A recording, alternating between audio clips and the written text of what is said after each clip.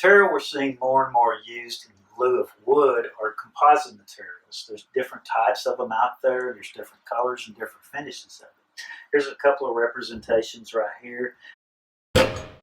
These particular ones have a groove in them for the hidden fasteners, which we'll go over fastener types in a minute.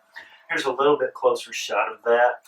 These come in different colors, obviously, and different textures of them.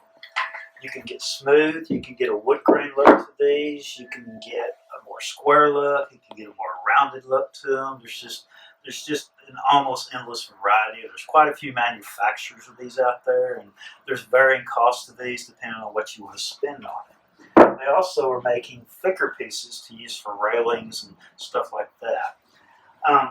Moving on to the fasteners, we have different fasteners we can put these decks down with. This particular one is known as the edge deck screw.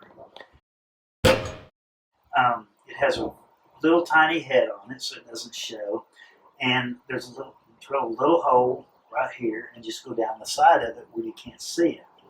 We also have what is known as the face screw, which just goes through the face of the wood, obviously, hence the name. We have composite screws that will also go through the same thing, but they're made to go through these composites, which are a little bit different to work with than the wood. Another thing people are moving more to is what we call the hidden fasteners. There's several different kinds out there. What they do is they fit in between the grooves of these deck boards, and there's a screw that holds it down to the substructure.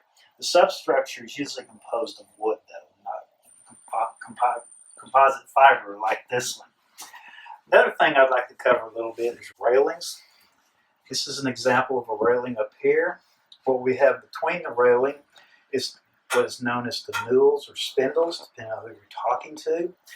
Any of this can be made out of any kind of material. This particular one, we got a little bit creative and used copper tubing. We're going to let it weather naturally.